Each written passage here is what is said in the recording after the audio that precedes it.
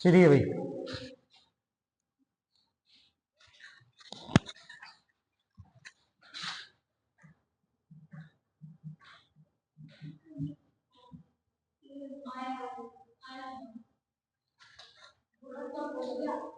आया नहीं?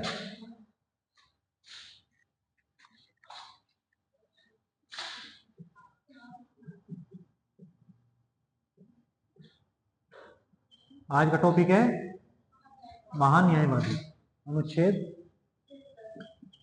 76। महान्यायवादी भारत सरकार का सबसे बड़ा वकील। जो हमारी भारत सरकार है उसका सबसे बड़ा वकील कौन होता है? महान्यायवादी। ये महान्यायवादी का पद भारत में महान्यायवादी का पद ब्रिटेन से लिया गया है। ये तो हमने पढ़ा था ना,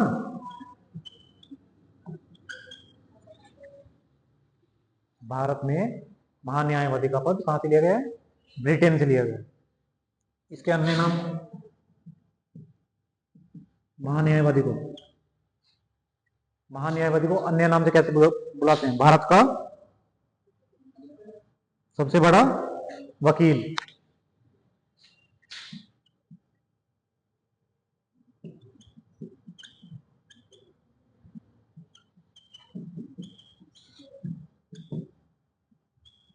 प्रथम विधि अधिकारी क्या बोलते हैं? विधि बोले तो विधि से समझते हो ना क्या होता है? कानून। क्या होता है? 1987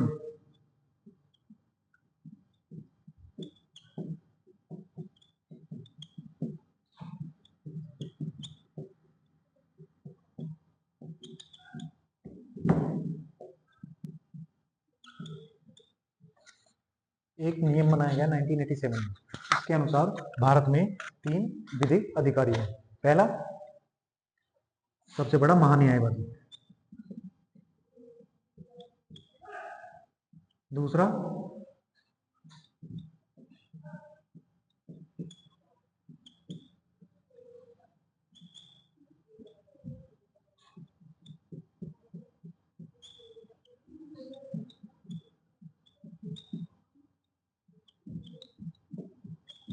ये 3 क्या हो गए? विधि अधिकारी। ये क्या है? महान्यायवादी। ये संवैधानिक पद है। संवैधानिक पद मतलब जिनका संविधान में जिक्र है, वो कौन सा है? महान्यायवादी। और ये दोनों विधिक अधिकारी हैं।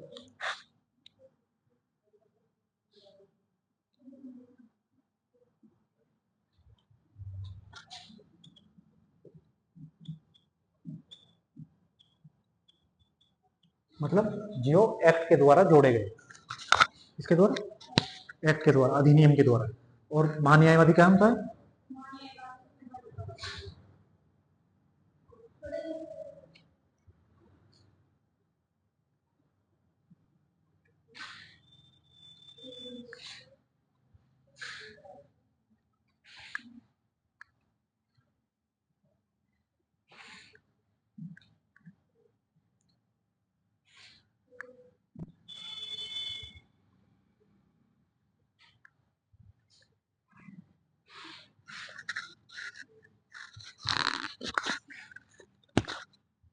अब देखते हैं योग्यता क्या क्या है।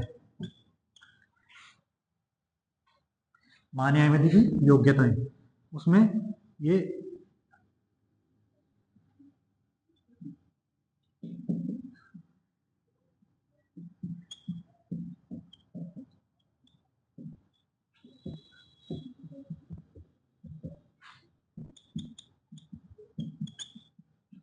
महान्यायवादी बनने की योग्यता, सुप्रीम कोर्ट का न्यायाधीश जो भी महान्यायवादी बनेगा उसकी योग्यता ये होनी चाहिए कि वो सुप्रीम कोर्ट का न्यायाधीश भी बन सकता हो। ठीक है, जो एक सुप्रीम कोर्ट का न्यायाधीश बनने के लिए योग्यता चाहिए वही महान्यायवादी को। ठीक है, और सुप्रीम कोर्ट की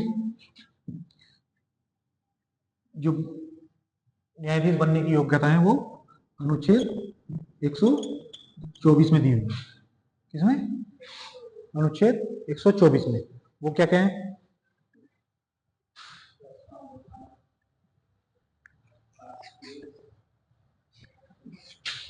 अनुच्छेद 124 में क्या दी हुई है? सुप्रीम कोर्ट के न्यायाधीश की योग्यताएं, जैसे 10 साल 10 साल तक सुप्रीम कोर्ट या हाई कोर्ट में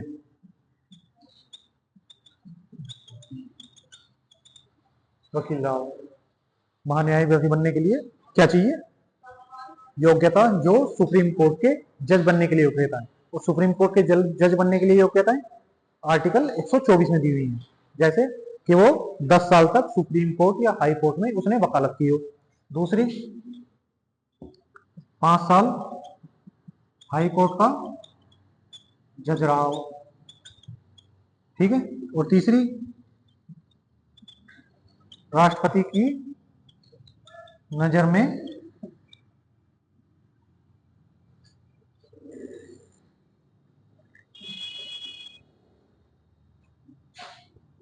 योग्य विधि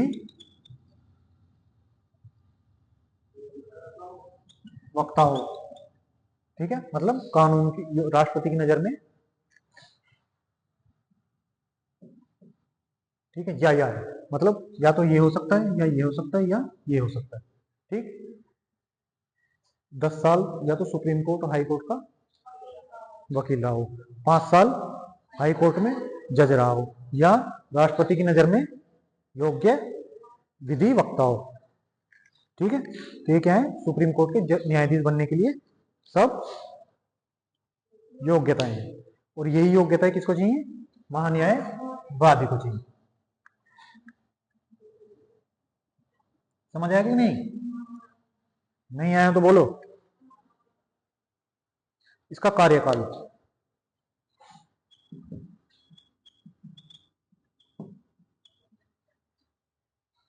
इसका कार्यकाल राष्ट्रपति की इच्छा पर निर्भर करता है। इस पे राष्ट्रपति की इच्छा पर निर्भर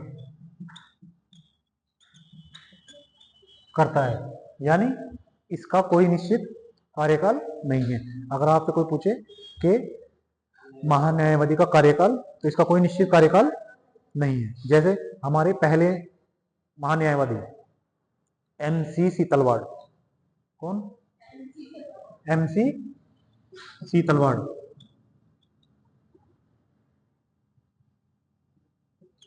13 वर्ष 13 वर्ष महान्यायवादी है। तो भारत के पहले महान्यायवादी कौन? MC सीतलवाड़, 13 साल में।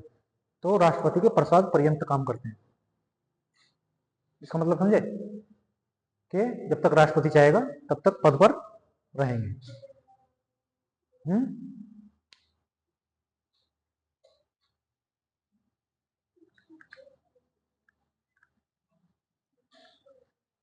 अब देखते हैं वेतन।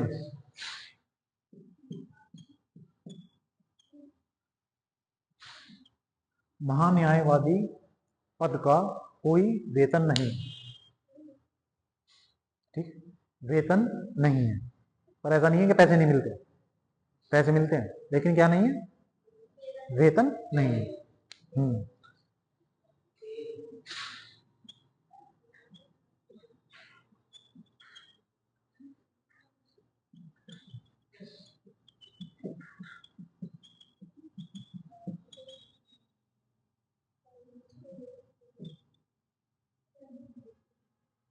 इन्हें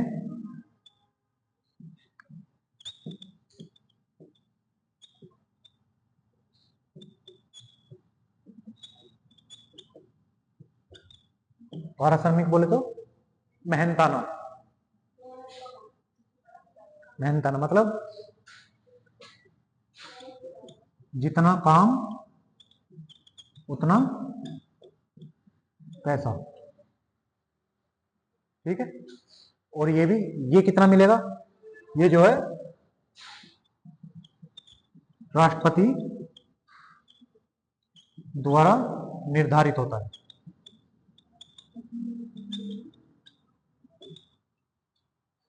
जो इनका मेहनताना है वो किस पे, राष्ट्रपति की इच्छा पर निर्भर करता है कि कितना मिलेगा। और समझ आ गया कि नहीं? वर्तमान में जो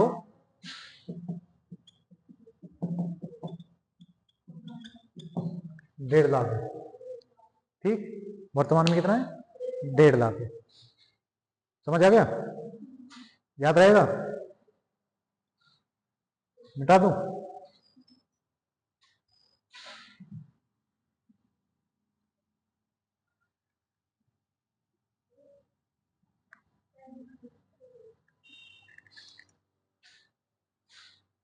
कार्य इनके कार्य क्या क्या होते हैं? तो पहला क्या है, सरकार का प्रथम विधिक अधिकारी है। पहला क्या हो गया, सरकार का प्रथम विधिक अधिकारी।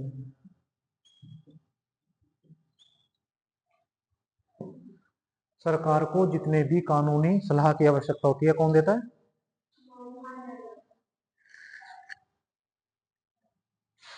भारत सरकार को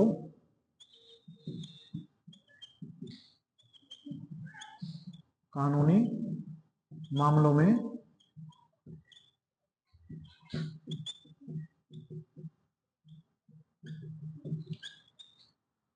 ठीक है, जितने भी कानूनी मामलों में भारत की सरकार को सलाह की आवश्यकता होगी वो कौन देगा, हमारा महान्यायवादी देगा। और भारत का प्रथम विधिक अधिकारी भी हो गया। जैसे भारत का पहला नागरिक कौन हुआ, राष्ट्रपति, ऐसे ही भारत का प्रथम विधिक अधिकारी महान्यायवादी।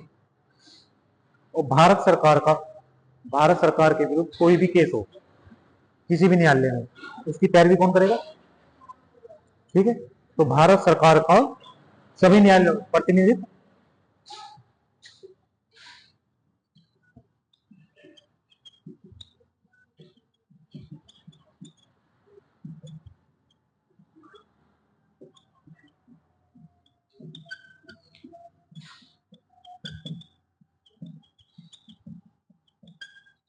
करता है। समझे कि नहीं? भारत सरकार के जितने भी केस लड़े जाएंगे किसी भी न्यायालय में, भारत के किसी भी न्यायालय में, तो वहां जाके प्रतिनिधित्व भारत सरकार का कौन करेगा, कि भारत सरकार की तरफ से कौन हो गया, महान्यायवादी।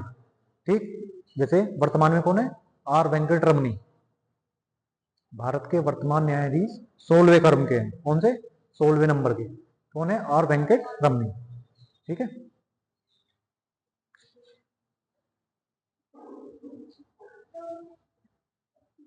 चलो यही लिख देता हूं, अधिकार, यहां लिखा नहीं जाएगा।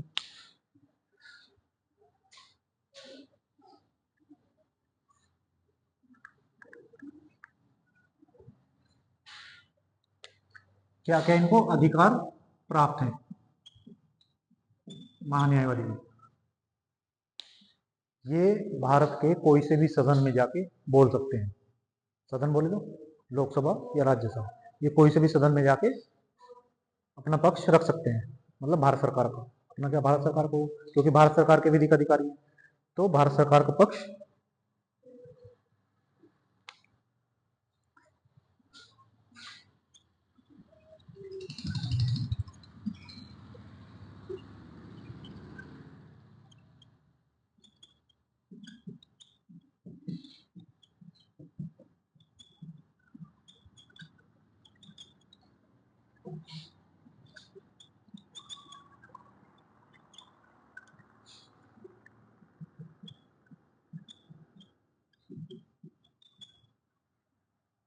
ठीक है, कोई से भी सदन में जाएंगे तो कार्रवाई में भाग ले सकते हैं और वहां पे बोल सकते हैं।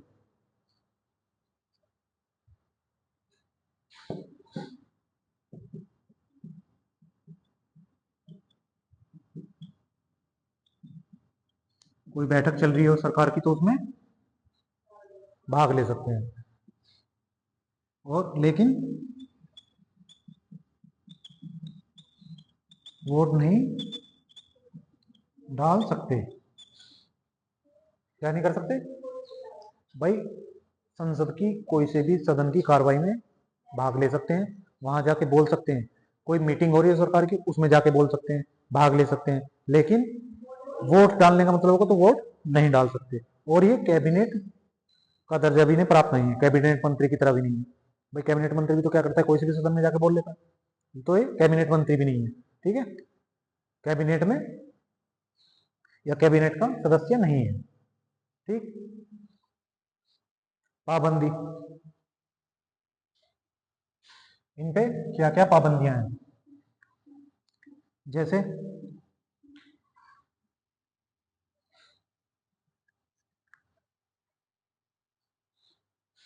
ये भारत सरकार के खिलाफ कोई मुकदमा नहीं लड़ सकते। क्या है पाबंदियां? क्या? ये भारत सरकार के खिलाफ कोई भी मुकदमा नहीं लड़ सकते। दूसरा, ये कोई प्राइवेट मुकदमा तो लड़ सकते हैं, जैसे कोई प्राइवेट प्रैक्टिस करते हैं तो वो तो कर सकते हैं, लेकिन अगर फौजदारी का कोई मामला होगा, खून खच्चर वाला, ठीक है, मर्डर वाला, ये वाला, तो ये किस में आते हैं? फौजदारी में।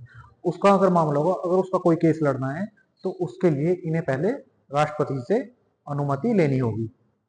समझ आ गई? तो पाबंदियां क्या होगी? दो पाबंदियां होगी। पहला तो क्या है, बोलो?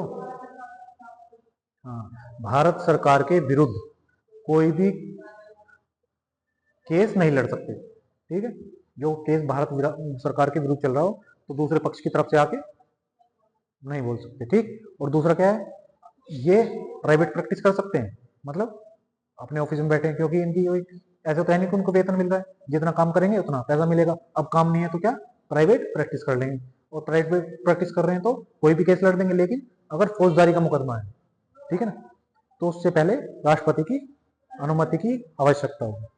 ठीक है, देखो इसे भी देख लो, देखो। और इनकी सहायता के लिए महान्यायवादी, महान्यायवादी की सहायता के लिए कौन होगा? Solicitor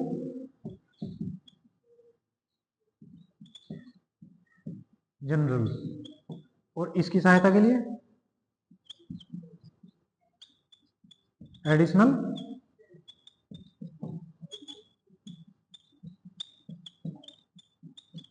general. ठीक है, तो भारत में कितने विधिक अधिकारी हो गए? 3 हो गए। संवैधानिक पद कौन सा है? महान्यायवादी का। ये कौन सा है?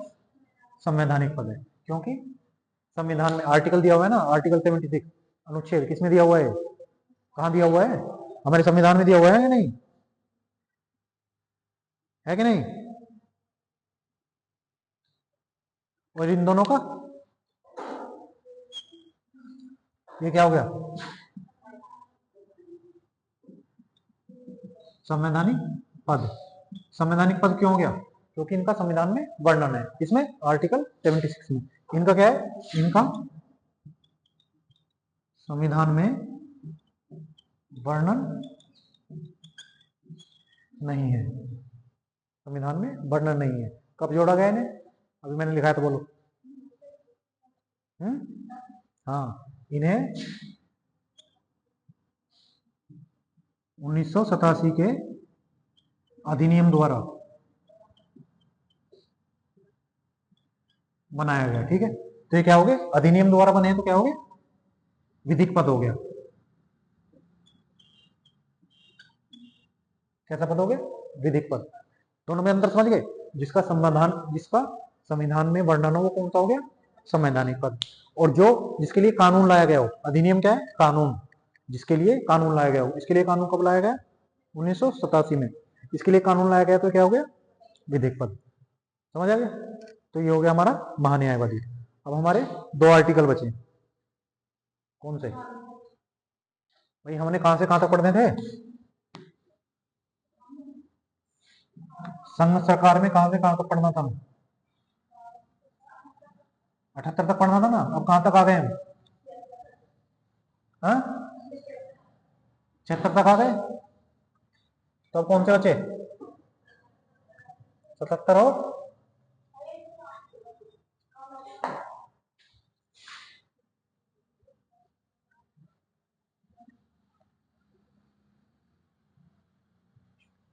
वो वैसा था एक कपड़े वाला सा आता है ना, वो अच्छा रहता, लकड़ी वाले पे। तो वैसे तो मैंने आपको दोनों पढ़ा दिए थे, अनुच्छेद 77 और 78 पढ़ाए थे कि नहीं? बताओ तो क्या है? अनुच्छेद 77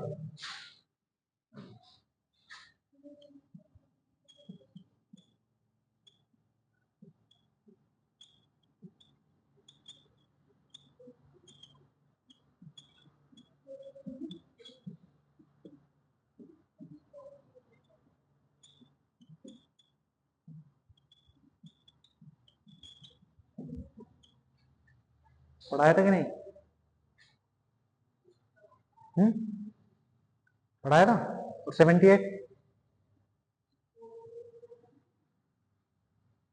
अनुच्छेद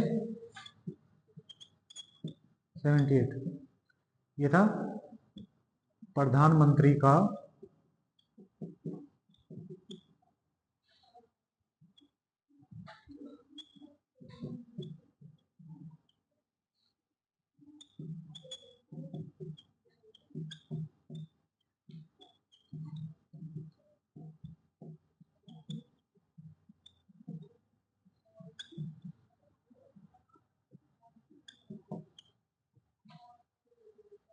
ठीक है, या राष्ट्रपति को सूचित करे। संघ के जितने भी कार्य हैं उनकी जानकारी किसको दे? राष्ट्रपति को दे। जो विचाराधीन मामले हैं उनकी भी, मतलब एक तो क्या है, फैसले हो गए उनकी तो जानकारी देगा ही देगा, एक जो है विचार में चल रहे हैं जिनमें संसद में या कहीं पे विचार चल रहा है समिति में, तो उनकी जानकारी भी राष्ट्रपति को देगा। ये कहाँ लिखा हुआ है? 78 में। 77 में क्या है? भारत सरकार के जितने भी कार्य होंगे, ठीक है, भारत सरकार के किसी से विदेश से कोई संबंध बनाने हो, यह है ना कि भाई ये समझौता विदेश से कर लिया, ये क्या, ये माल मंगाना है, ये कंपनी यहाँ पे लगी, कुछ भी काम होगा, सारे काम कैसे होंगे?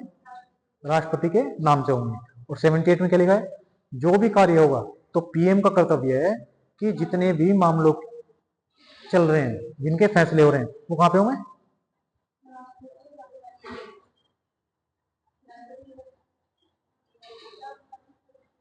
राष्ट्रपति को जानकारी देगा कौन?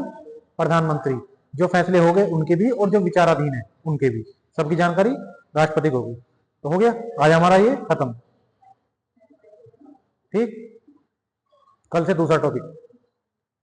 लाइक करें, शेयर करें, ऐसा भी बोलना पड़ता है ना।